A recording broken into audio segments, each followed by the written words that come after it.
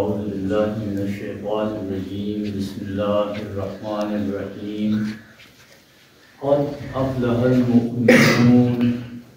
الذين هم في صلاتهم خاشعون صدق الله العظيم رب اشرح لي صدري ويسر لي أمري واحلل عقدة من لساني يفقهوا قولي حضرات ما سورة مومن دو آیاتونه ولوستل د دې مفهوم دا دی چې الله تبارک وتعالی فرمایي چې بېشکه مؤمنان کامیاب شول هغوی خپل مقصد حاصل کړو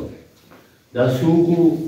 الذین هم فی صلاتهم خاشعون دا هغه خلک وو چې په مانځه کې خشوع او وضوع وه مانځه کې جوکا و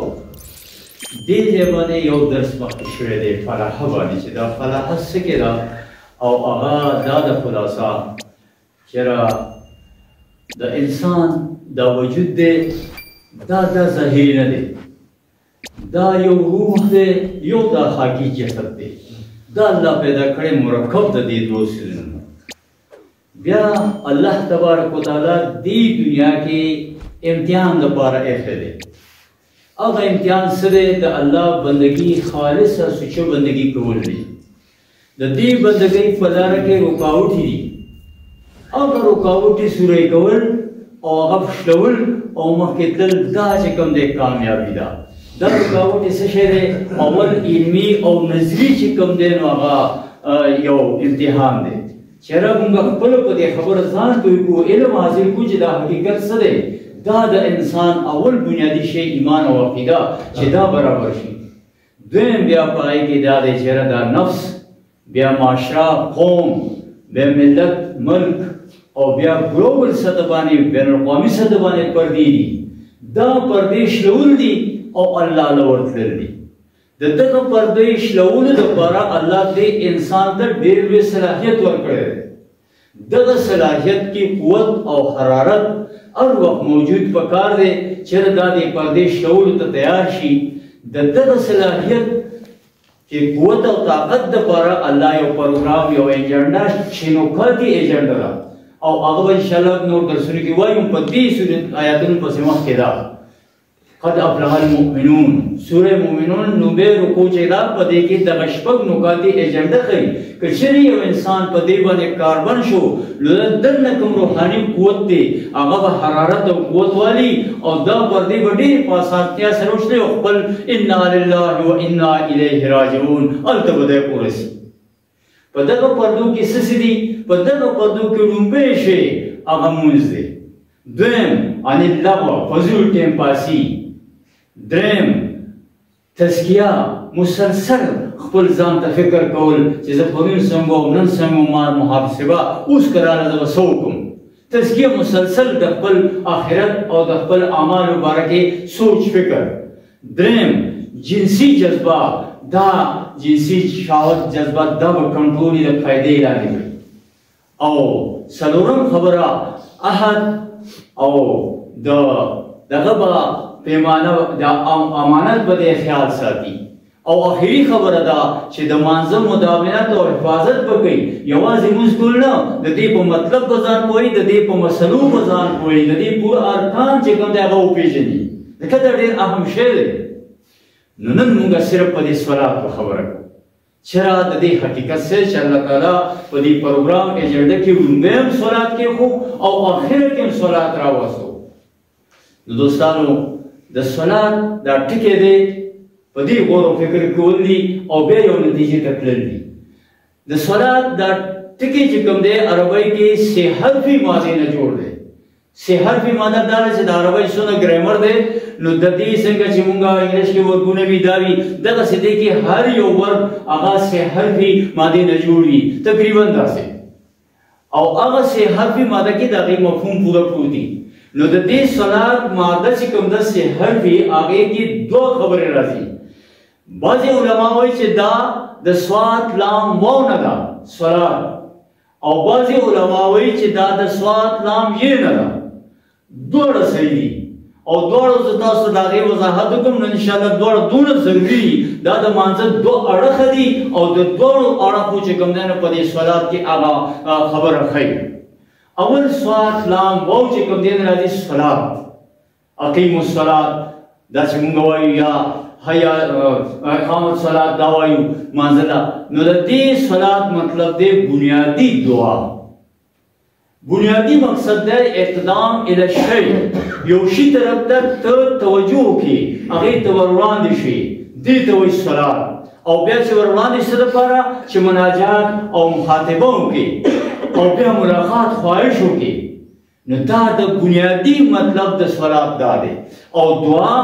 او په قرآن کې دا د دعا دپاره نفس خصوصي راغلی دی اوس که زه آیاتونه ویم نو وخت کمی ویلی خو زه به صرف هغه ځای درته ویم چې صرف وګوره دا ټکی هلته راغلی دی لکه سورې توبه 99 نمبر آیات کې وایي چېرې دا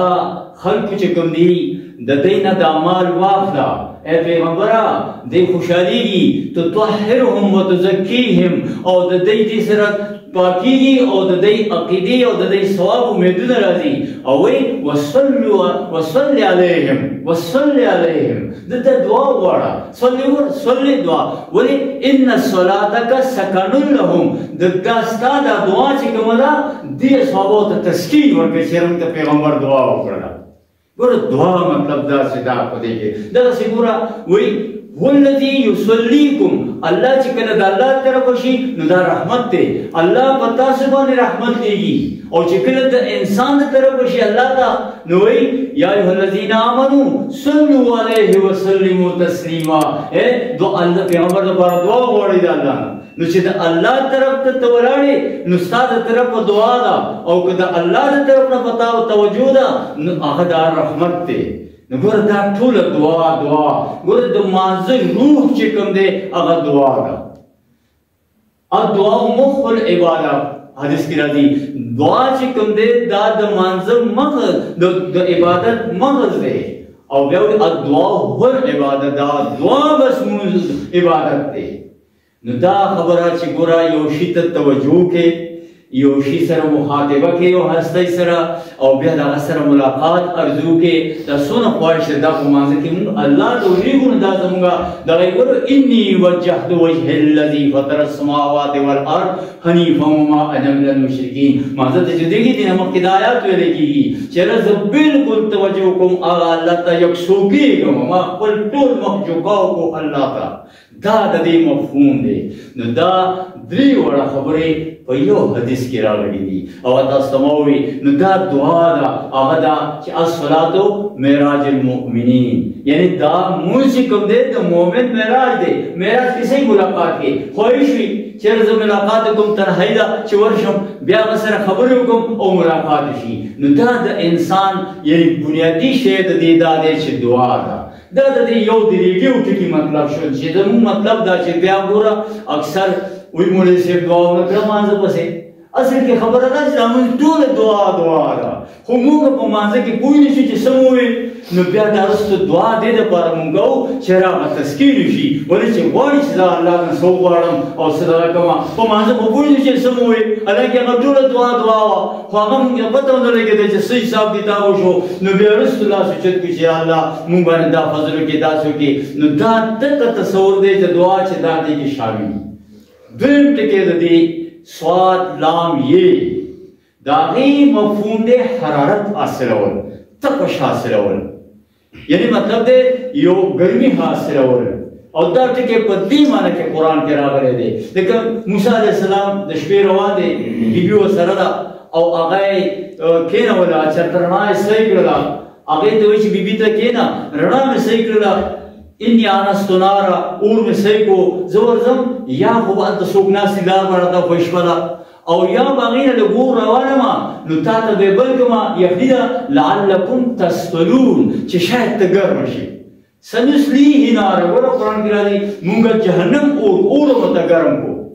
او صلی شراشی کلا وی آگ سے بچنا سنگا مرزا یو سڑے مرشو مرزا یعنی مرز اخلاق شو روح شو دغه سي صلا موږ کول دي خو چې صلا شت پکې رالو نو مطلب دا چې ته د اور نه د ځان بچ کو اوس د دې تعلق د مانځه سره څه شو یعنی چې دا داسې د دې مفهوم خو دغه دی نو مونځ سره څه تعلق شو اصل کې خبره دا ده د مونځ سره یو جوړ تعلق دی هغه څنګه چې ګوره زمونږ د الله د خوا نه راغلي زمونږ په دې وجود کې روح دی او دا روح د الله ته تلل غواړي انا لله و انا الیه راجعون څنګه چې یو بچی د مور نه جدا شي او هغه بېچینه وي او هغه جاړي او الله د مور طرف ته کوشش کوي دغسې دا روح د الله طرف ته یعنې یو توجه ده رجوع ده خو د دې توجه دپاره یو جذبه یو عشق یو محبت هم پکار دی که نه اوس چې دغه جذبه او دغه یعنی عشق او دغه غیرت الله باندې دا یخ شي نو د دې تو دپاره چې کوم دی لمونځ دی ځکه دا صلات دی چې دا تو پیدا شي حرارت پیدا شي ستا هغه جذبه د عشق چې کوم دی هغه راپورته شي ستا هغه جذبه د غفلت چې کوم دی ختم شي هغه پرده او تاکې د ملاقات جذبه پیدا شي د تنهایی احساس ته وشي نو چې ته الله ته کوشش شروع کړې د دې دپاره دی کې د حرارت او تو دا دې دپاره دی او که دا نه وه چې ستا د رب سره شوق نشته عشق نشته محبت نشته نو ټیک د فکري مونځ بیا شی دی ګورې ها دا چې موږ وکړو فکري مونځ او حقیقي مونځ خبره کوي نو حقیقي مونځ کې وہ محبت خامخا وي وہی شوق تیرا اگر نہ ہو میری نماز کا امام میرا سجود بھی حجاب میرا قیام بھی حجاب که دا الله مینه نه وه نو زما دا پرده دا مونځ او دا سجده او رکوع دواړه پردې دي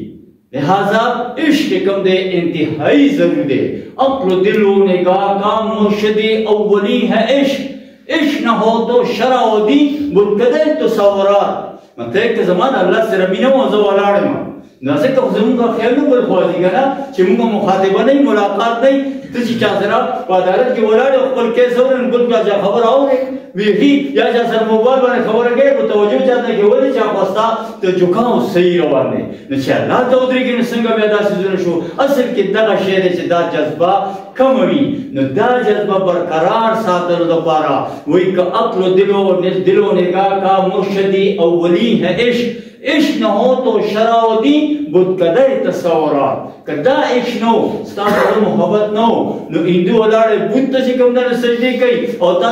دیوال ته سجدې وکړې ولې چې خبره خو یوه ده فکري مونځ شو هغه باندې رب نه دی خو حقیقي چې کوم باندې الله غواړي او کوم کې تا کې د آخرت او فکر راځي دا به انشاءالله مخکې دې کې خبره واضح نه شي دا شی انتهایي ضروري دی دې دپاره په خپلو منځونو کې حضوري چې راشي نو سرور پیدا شي وہی تیرا امام بے حضور تیرے نماز بے سرور ایسی نماز سے گزر ایسے امام سے گزر وہی چې داسې چې ستا مونځ کې حضوري نه وه چې ته چاته ولاړې نو دا تا ته سر به څنګه راشي چاته پته یې چې کوم ځای ولاړې ټک ټک وشو فکري مونځ شو خو هغه حقیقي مونځ نشته نو دوستانو دا حرارت په دې مانځه کې یو ځای کېږي چې دا پیدا شي دا حرارت سړي کې